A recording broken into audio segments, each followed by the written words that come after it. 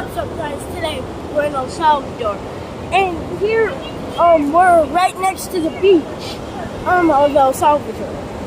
La camisa, la camisa. Oh yeah, this is a big thanks to those guys. So, we're just here.